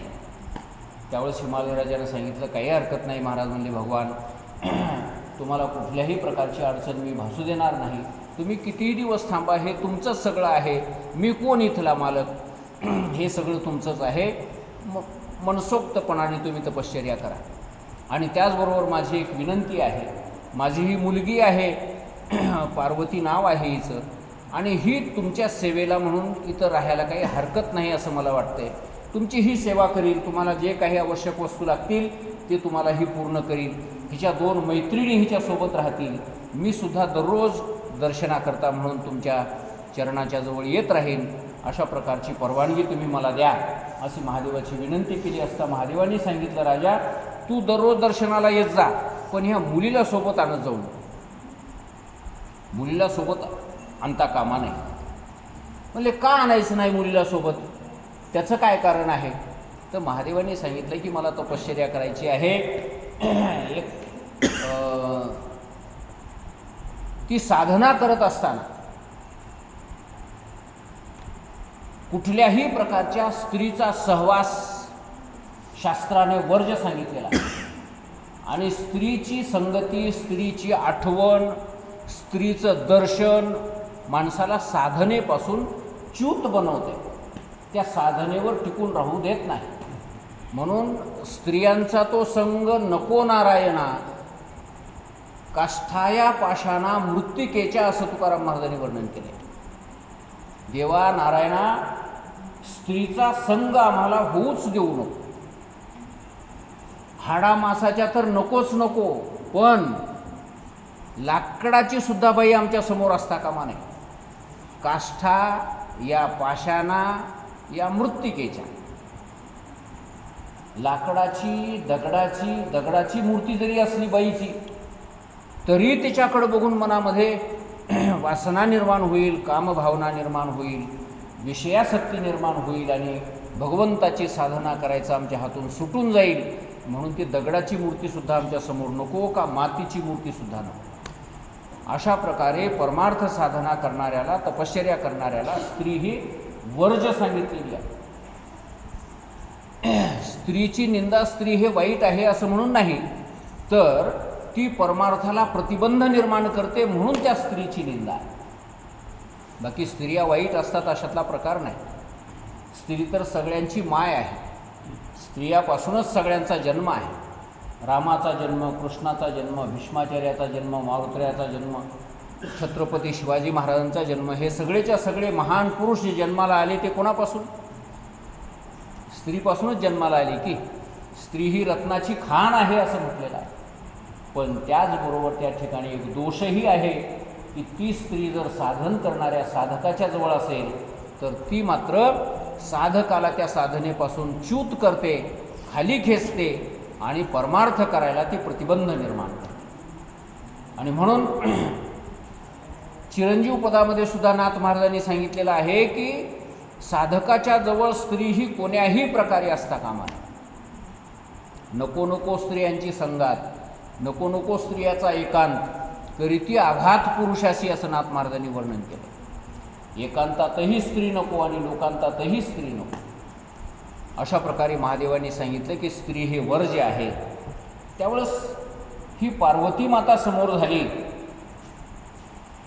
आणि पार्वती माता समोर होऊन महादेवाला विचारायला लागली की हे शंकरा, हे महादेवा, तुम्ही स्त्रीचा एवढा तिटकारा करत आहात, प्रकृतीला सोडून कोणता पुरुष या जगामध्ये आहे सांगा. ज्या ज्या ठिकाणी पुरुष आहे त्या त्या ठिकाणी प्रकृती आहेच की. प्रकृती आणि पुरुष दोन्हीची जोडीच आहे. तुमच्याकडे तपश्चर्येची जी शक्ती आहे त्या तपश्चर्येची जी शक्ती आहे ती शक्ती म्हणजे स्त्रीच की. शक्ती म्हणजे कोण? शिव आणि शक्ती, स्त्री आणि पुरुष हे दोन्ही जोड्या कायमच्या एकमेकासोबतच राहणारे आहेत आणि त्यांच्यापासूनच हे सगळं जगत निर्माण झालेलं आहे. म्हणून तुम्ही त्या स्त्रीला असं तिरस्कार कसा काय करू शकता, असं महादेवाला ती पार्वती बोलायला लागली. त्यावेळेस महादेव म्हणले की मी प्रकृतीवर विजय मिळवणारा आहे, मी प्रकृतीचा नाश करणारा आहे, प्रकृतीचा कुठल्याही प्रकारे संपर्क न ठेवणारा, मी स्वतः परब्रह्म स्वरूपामध्ये नेहमी विलीन राहणारा, परब्रह्माचं ध्यान करणारा अशा प्रकारचा मी आहे आणि म्हणून माझ्यासमोर स्त्री सर्वथा वर्ज्य. त्यावेळेस पुन्हा पार्वती बोलायला लागली. बाया बोलू लागल्यावर ऐकणार बरं काय, बाया बोलूच नाही. आणि बाया जर बोलायला सुरुवात केल्या तर बाया कोणालाही ऐकणार नाही. बरं आहे, गड्याच्या पुढे बाया बोलणार, चांगली गोष्ट आहे. आणि जर समजा बायांनी बोलायला सुरुवात केली तर कोण्याच गड्याला बाया बोलायला ऐकणार नाही. आपल्या इथल्या बायासाठीच म्हणणं झालो हा, जगातल्या कुठल्याही बाया असू दे, या देशातल्या असो का परदेशातल्या असो, सगळ्या बाया तिथून सारख्याच. तर पार्वतीने बोलायला सुरुवात केली की हे भगवान शंकरा, तुम्ही ज्या वाणीच्या द्वारा हे शब्द बोलता की मी स्त्रीचा वर्ज करतो, प्रकृतीचा नाश करणारा मी आहे, असं ज्या वाणीने तुम्ही बोलता, ती वाणी म्हणजे तरी स्त्रीच आहे की. ती वाणी म्हणजे तरी कोण आहे? स्त्रीच आहे. तुमच्या अंगामध्ये जी शक्ती आहे तपश्चर्येची, ती शक्ती म्हणजे स्त्रीच आहे. स्त्रीला सोडून तुम्ही कसे काय राहू शकता सांगा? तुम्ही ज्या अर्थी महादेव म्हणून या ठिकाणी आहात त्या अर्थी प्रकृती तुमच्या सोबतच आहे, प्रकृतीला सोडून तुम्ही राहू शकत नाही. म्हणून उघड उघड डोळ्यानं दिसणारी ही गोष्ट आहे, याला तर्कानं सिद्ध करण्याची गरज नाही. अशा प्रकारे पार्वतीनंच महादेवाला हरवलं. महादेव म्हणले बरं बाबा, म्हणले ठीक आहे, काही हरकत नाही म्हणले, आणि हिला सोबत घेऊन येत जा म्हणले, परवानगी आहे हिला माझ्याजवळ, माझी सेवा करण्याची परवानगी आहे. आणि मग दोन मैत्रिणी आपल्यासोबत घेऊन ती पार्वती दररोज महादेवाची सेवा करण्याकरता म्हणून तिथं जायचे. महादेव आपले ध्यानस्थ बसलेले असायचे आणि महादेवाला लागणारं जे सर्व साहित्य आहे ते पार्वतीनं पूर्ण करायचं. आणि कधी त्या नंदिकेश्वराने त्यांच्याजवळ राहणारे जे पार्षद होते महादेवाचे, शिवगण जे होते, त्यांनीसुद्धा कधी त्या पार्वतीला अडवलं नाही. अशा प्रकारे अनेक वर्ष निघून गेले आणि अनेक वर्ष निघून गेल्याच्या नंतरही महादेव डोळे उघडणार आणि त्या पार्वतीकडे पाहिनात. त्यावेळेस सर्व देवलोकांना पुन्हा चिंता निर्माण झाली, आता काय करावं, आता काय करावं. महादेव पार्वतीचं लग्न झालं पाहिजे. तारकासूर नावाचा एक असुर या सर्व जगाला त्रस्त करून सोडतो आहे.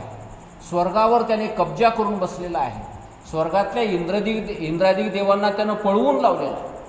आणि असे भटकणारे पळून गेलेले सगळे इंद्रादिक देव ब्रह्मदेवाकडे गेले आणि ब्रह्मदेवाला म्हणायला लागले की ब्रह्मदेवा, तुमच्या वरदानाने मदोन्मत्त झालेला तो तारकासूर त्याने स्वर्गावर कब्जा केला आहे, आम्हाला स्वर्गातून हकलून लावलेला आहे, आणि त्या तारकासुराला संपवण्याकरता तुम्ही काहीतरी करा, आम्हाला पुन्हा स्वर्ग प्राप्त व्हावा, अशी काहीतरी तडजोड करा. त्यावेळेस ब्रह्मदेवाने सांगितलं, बाबा रे, मीच वरदान त्याला दिलं आहे, माझ्याच वरदानाने तो मोठा झाला आहे आणि माझ्याच वरदानाने मोठा झालेल्या त्या तारकासुराला मीच कसा काय मारू? मी त्याला मारू शकत नाही. आपल्या हाताने लावलेलं एखादं विषाचं जर झाड असेल तर त्या झाडाला सुद्धा तोडू नये, कारण ते आपल्याच हाताने लावलेलं आहे असं म्हणतात. मग आता हे तर मीच वरदान देऊन मोठा केलेला राक्षस आहे, असुर आहे, याला मी संपवू शकत नाही. याला संपवण्याची शक्ती विष्णूमध्ये सुद्धा नाही आणि याला संपवण्याची शक्ती प्रत्यक्ष महादेवात सुद्धा नाही. म्हणजे आता काय करता?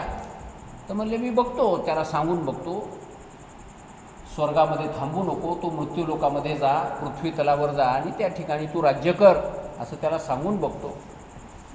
ब्रह्मदेव त्या तारकासुराच्या जवळ आले, त्याला सांगितलं, बाबा तू स्वर्गावर राज्य करण्याकरता तुला मी वरदान दिलं नाही, तू मृत्यूलोकामध्ये राज्य कर, मृत्यूलोकातही तुला स्वर्गापेक्षा काही कमीपणा भासणार नाही. अशा प्रकारे त्या तारकासुराची समजूत घातली, त्याला मृत्यूलोकामध्ये पाठवलं. आणि सगळ्या इंद्रादिक देवांना तो स्वर्ग परत मिळवून दिला ब्रह्मदेवाने आणि सांगितलं की त्या तारकासुराला जर संपवायचं असेल तर एकाच पद्धतीनं तो तारकासूर संपेल ज्यावेळेस महादेवाला पोरगण होईल. महादेवाच्या पोराच्या हातानेच तारकासूर मरणार आहे, त्याच्याशिवाय दुसऱ्या कोणाच्या हाताने मरणार नाही. देवलोक म्हणले बाबा बाबा हे तर लय अवघड काम झालं. आता महादेव लग्नच करायला तयार नाही म्हणजे सती मेली तेव्हापासून लग्नाचं नाव काढू देण्यात आलं आहे महादेव. आणि तो आता लग्न कवा करावं, त्याला पोरगं कवा व्हावं, ते पोरगं मोठं कधी व्हावं आणि त्याच्या हातानं तारकासूर मरावा, फार अवघड गोष्ट आहे. सिंहाच्या नाकातला केस मिळावा, त्या सापाच्या फण्यातला मणी मिळावा आणि त्या सिंहाच्या नाकातल्या केसामध्ये तो मणी ओवावा आणि नंतरच मी नाकात घालावं म्हणजे त्याच्याशिवाय मी नाकात मोती घालणारच नाही. एखाद्या बाईनं जर नवऱ्याला सांगितलं तर नवरा मरून जायची गेली, ते सुरप त्याला कवा गवसावं, ते वाघाच्या सिंहाच्या नाकातला केस कसा सापडावा, तसलंच हे अवघड काम आहे. चला ठीक आहे, त्याच्याशिवाय पर्यायच जर नाही तर मग आता त्याच्यासाठी प्रयत्न करणं गरजेची गोष्ट आहे असं समजून सगळ्या देवलोकांनी पुन्हा महादेवाला पार्वतीबद्दलचं आकर्षण मनामध्ये निर्माण होईल असा प्रयत्न करायला सुरुवात केली. म्हणजे काय करावं लागेल तर आपण कामाला पाठवू म्हणले महादेवाकडे आणि त्या कामाच्या योगाने महादेवाच्या मनामध्ये कामभावना निर्माण होईल आणि कामभावना निर्माण झाली की पार्वतीबद्दलचं आकर्षण निर्माण होईल आणि महादेवालाही लग्न करावं अशी भावना निर्माण होईल. आणि मग इंद्रदेवाने त्या कामदेवाची आठवण केली. कामदेव इंद्रदेवाच्या समोर हजर झाला, हात जोडून त्याने प्रार्थना केली की म्हणले माझी का आठवण केली, काय काम आणलं माझ्याकडे. त्यावेळेस इंद्रदेवाने सांगितलं की बाबा रे, मित्रच मित्राच्या कामाला धावून येतो, संकटाच्या वेळी जो धावून येतो त्यालाच मित्र असं म्हणतात आणि तू माझा जीवलग मित्र आहेस आणि म्हणून तुझ्याकरता एक मी काम सोपवलेलं आहे. ते म्हणले कोणाला कामाच्या अधीन करायचे सांगा, कोण तपश्चर्या करायला बसलेला आहे आणि त्या तपश्चर्येमधून कोणाला च्यूत करायचे ते सांगा. त्या तपश्चर्येमुळे तुम्हाला काही भीती निर्माण झालेली असेल तर ती मला सांगा. इंद्रदेवाने सांगितलं कोणाच्या तपश्चर्येमुळं भीती निर्माण झाली नाही, पण महादेव तपश्चर्या करायला बसलेले आहेत आणि महादेव जोपर्यंत तपश्चर्या करत आहेत तोपर्यंत ते लग्न करणार नाहीत आणि जोपर्यंत लग्न करणार नाही तोपर्यंत त्यांना मुलगा होणार नाही, पोरगं होणार नाही आणि जोपर्यंत पोरगं होणार नाही तोपर्यंत या तारकासुराला कोणी मारायला म्हणून उभा राहणार नाही. तारकासुराला मारायचं असेल तर महादेवाला पोरगं झालं पाहिजे, महादेवाला पोरगं व्हायचं असेल तर महादेवाचं लग्न झालं पाहिजे आणि महादेवाचं लग्न व्हायचं असेल तर महादेव हा तपश्चर्या सोडून देऊन उठला पाहिजे आणि त्याला उठवण्याचं काम तू करायचं.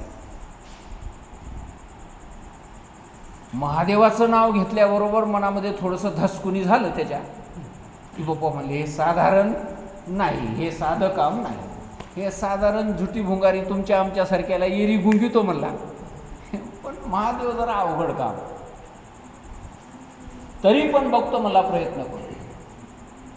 आणि मग ते त्यांना आपले सगळे आपल्या सहकारी असलेले सोबत घेतले. वसंत ऋतूला सोबत घेतलं, वसंताला म्हणजे या वसंताला नाही, वसंत ऋतूला सोबत घेतलं. त्याचबरोबर आपली पत्नी रती, त्या रतीला सोबत घेतलं आणि रंभा उर्वशी हे ते अशा प्रकारे सर्व साहित्य घेऊन तो त्या ठिकाणी पोहोचला. भगवान शंकर तपश्चर्या करत बसलेले होते आणि आपल्या हातातल्या बाणांच्या द्वारा एक एक बाण सोडायला लागला. पंचबाण त्याच्याकडे आहेत, पंचबाणातला एक बाणही पुरेसा झाला बऱ्याचशा तपश्चर्या करणाऱ्या लोकांना, पण महादेवावर त्याने असे 2-3 बाणं सोडले पण तरी पण महादेवाला काही परिणाम व्हायला तयार नाही. पण गंमत अशी झाली की महादेवाच्याही मनामध्ये चलबिचल निर्माण व्हायला लागली. महादेवांनी डोळे उघडून पार्वतीकडे बघायला सुरुवात केली आणि पार्वतीकडे पाहता पाहता पार्वती किती सुंदर आहे ह्याच्याकडं लक्ष महादेवाचं लागायला लागलं आणि पार्वतीबद्दल मनामध्ये असं थोडंसं विषय भावना निर्माण व्हायला लागली की पार्वती ही आपली पत्नी व्हावं, हिच्याबरोबर आपण विवाह करावा, अशा प्रकारची भावना मनामध्ये निर्माण व्हायला लागली. महादेव पुन्हा विचार करायला लागले की असं का व्हायला आपल्या मनात. आजपर्यंत कधी झालं नाही. रोज ही पार्वती येते, रोज ह्या पार्वतीकडे पाहतो मी, पण मनात असं कधी झालं नाही. आणि आज असं का व्हायलं म्हणा, ह्याचं काय कारण असेल. महादेवाने थोडासा विचार केला आणि विचार केल्याच्या नंतर त्यांना असं लक्षात आलं की आपल्या डाव्या बाजूला तो मदन उभा राहिलेला आहे, हातात धनुष्य घेऊन. त्याच्या हातात एक बाण आहे आणि तो बाण त्याने धनुष्याला लावलेला आहे आणि तो बाण आता सोडणार आहे. असं पाहिल्याबरोबर महादेवाला वाटलं की हे सगळी करणी याचीच आहे, या मदनाची ही करणी आहे. असा क्रोध निर्माण झाला भगवान शंकराला की मला तपश्चर्येतून भ्रष्ट करतोस काय, मला खाली खेचण्याचा प्रयत्न करतोस काय. आणि महादेवाच्या तिसरा डोळा उघडायला लागला, तिसऱ्या डोळ्यामधून अग्नी प्रगट व्हायला लागला. आणि एवढ्यात त्या मदनाला भीती निर्माण झाली की हा महादेव आपल्याला जाळून टाकतो की काय. मदनाने देवलोकांची आठवण केली, इंद्रदेवाची आठवण केली. इंद्रादिक देव धावून आले त्या ठिकाणी. इंद्रादिक देवांनी महादेवाची प्रार्थना करायला सुरुवात केली. पण महादेवाची प्रार्थना करताना पहिला शब्द तोंडातून निघण्याच्या आधी महादेवाच्या त्या तिसऱ्या डोळ्यामधून जो अग्नी बाहेर पडला, उंच आकाशामध्ये गेला म्हणे. आणि तो अग्नीचा गोळा तशाला तसा जमिनीवर खाली पडला. आणि त्या जमिनीवर पडलेला तो गोळा चहू बाजूने अशा प्रकारे पसरायला लागला. आणि पसरता पसरता एका क्षणार्धामध्ये त्या मदनाला गाठलं त्या अग्नीने. आणि त्या अग्नीच्या लावेमध्ये, ज्वाळामध्ये तो मदन धड धड धड अक्षरशः जळून राख झाला, कोळसा झाला त्याचा. ज्ञानेश्वर महाराजांनी ज्ञानेश्वरीमध्ये वर्णन केलेलं आहे. ऐशिया पैजा महेशा, पांघुरणे दाही दिशा, लाच करू म्हणून कोळसा कामू केला. ऐशिया पैजा महेशा, महादेव पैज लावून तपश्चर्या करायला बसले की आता या तपश्चर्येमधून मी उठणारच नाही असा निर्धार करून 10 दिशांचंच पांघरून त्यांनी आपल्या अंगावर घेतलं. पांघुरणे दाही दिशा, असे विरक्त अवस्थेला पोचलेले महादेव तपश्चर्या करायला बसले.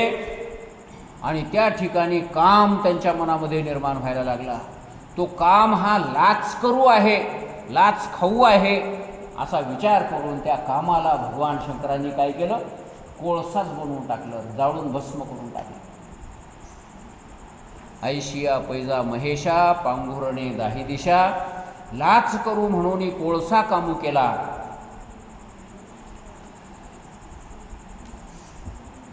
आणि नंतर भगवान शंकर तिथून उठले. क्रोधाच्या भरामध्ये तशाला तसे ते उठून निघून गेले, अंतर्धान झाले. आणि इकडे कामदेव भस्म झाला. कामदेवाची पत्नी रती त्याच ठिकाणी उभी होती. ती रडायला लागली, मोठ्याने टाहो फोडायला लागली. माझा नवरा मरण पावला, आता मी विधवा झाले, आता मी काय करू, कुणीकडे जाऊ, मला कोण आधार आहे, वगैरे वगैरे ती रडायला लागली. आणि त्यावेळेस ब्रह्मादिक देव त्या रथीच्या जवळ गेले आणि सांगितलं, काळजी करू नको, तुझा पती पुन्हा तुला परत मिळेल. ज्यावेळेस द्वापार युग येईल, त्या द्वापार युगामध्ये भगवान कृष्ण परमात्म्याचा अवतार होईल आणि भगवान कृष्ण परमात्म्याला मुलगा प्राप्त व्हावा म्हणून कृष्ण परमात्मा भगवान शंकराची तपश्चर्या करतील, आराधना करतील. आणि भगवान शंकराच्या कृपेनंच तुझा पती आज जळालेला तो कृष्णाचा पुत्र म्हणून जन्माला येईल. आणि जन्मल्याबरोबर प्रद्युम्न असं त्याचं नाव ठेवण्यात येईल. आणि त्या प्रद्युम्नाला शंबरासूर नावाचा एक दैत्य जन्मल्याबरोबर उचलून घेऊन जाईल, समुद्रामध्ये टाकून देईल. कारण त्या शंबरासुराला सांगितलेलं होतं की या प्रद्युम्नाच्या हाताने तुझं मरण आहे, म्हणून जन्मल्याबरोबरच त्यानं समुद्रामध्ये टाकून दिलं. आणि समुद्रामधून ती रती त्या ठिकाणी होती, त्या रतीला ब्रह्मदेवाने तिथंच राहायला सांगितलं होतं की तू तिथं जाऊन थांब शंभरासुराच्या घरी, ते कृष्ण जन्माला येईपर्यंत, ते प्रद्युम्न जन्माला येईपर्यंत वाट बघत राह. समुद्रामध्ये टाकल्याबरोबर तिथून समुद्रातून तू वर काढ, तू घरला घेऊन ये, त्याचं संगोपन कर, त्याला लहानाचं मोठं कर आणि त्याच्याबरोबर मग तुझं लग्न होईल आणि पुन्हा तुला तुझा पती प्राप्त होईल. अशा प्रकारची ही थोडक्यात कहाणी ब्रह्मदेवाने त्या रतीला सांगितली आणि रतीला समाधान वाटलं आणि रती त्याच वेळेस शंभरासुराच्या घरी जाऊन राहायला लागली कृष्णाच्या अवताराची वाट बघत. आणि इकडे सगळे देव आपापल्या ठिकाणी गेले, पण तो अग्नी शांत व्हायला तयार नाही. अग्नी शांत व्हायला तयार नाही.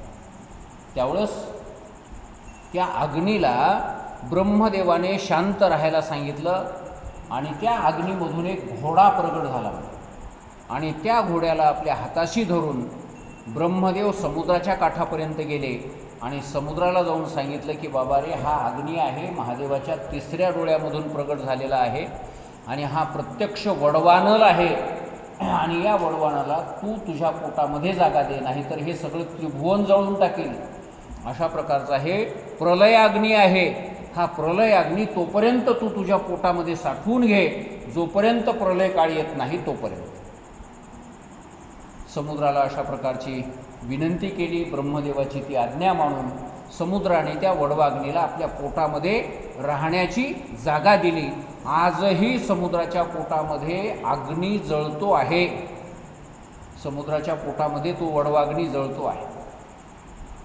बरेचसे शास्त्रज्ञ लोक तिथं जाऊन बघायला लागले, त्याच्या फोटो काढायला लागले त्या अग्नीच्या. समुद्रामध्ये आता बघायला मिळते ते आपल्याला, असं बक बक बक वर अग्नी आलेला त्या समुद्रामध्ये बुडाला, त्या समुद्राच्या, आणि त्याच्या भोवताल पाणी गरम होते आणि ते गरम झालेलं पाणी वाफ तयार होते त्याची, आणि ती वाफ आकाशामध्ये जाऊन त्याचे ढग तयार होतात आणि ते ढग इकडे येऊन आपल्याला पाऊस पाडतात. असो, तर अशा प्रकारच्या त्या वडवाग्नीची व्यवस्था केली आणि ब्रह्मदेव पुन्हा आपल्या ठिकाणी निघून गेले. अशा प्रकारची ही सुंदर कथा या ठिकाणी ब्रह्मदेवाने नारद मुनीला सांगितलेली आहे आणि तीही आपण या ठिकाणी थोडक्यात ही कथा पाहण्याचा प्रयत्न केला आहे. तर ही झालेली आजची कथा आपण श्री संत माधवबुवा शेंबाळे यांच्या चरणी समर्पित करूया आणि आजच्या कथेला पूर्ण करू. आज कथा ऐकणाऱ्या सर्व भाविकांचं मनापासून स्वागत आणि उद्यासुद्धा अशाच प्रकारे आपण सर्वांनी कथा श्रवण करायला यावं अशी सर्वांना विनंती. आणि थोडं भगवान शंकराचं नामजप करूया. आणि उद्या एकादशी आहे, हेच 8 ते 9 प्रवचनाचा टाईम. उद्या ज्ञानेश्वरीचं प्रवचन नाही, ज्ञानेश्वरीच्या प्रवचनाच्या ऐवजी ही कथाच आपण सांगू. उद्या एकादशी आहे. एकादशी निमित्तानं 8 ते 9 हाच टाईम राहील कथेचा आणि नंतर कीर्तन वगैरे होईल. त्याही कार्यक्रमाचा सर्वांनी अवश्य लाभ घ्या. पुंडलिक वरदा हरी विठ्ठल श्री ज्ञानदेव तुकाराम. जय नमः पार्वतीपते शिव हर हर महादेव. ओम नमः शिवाय.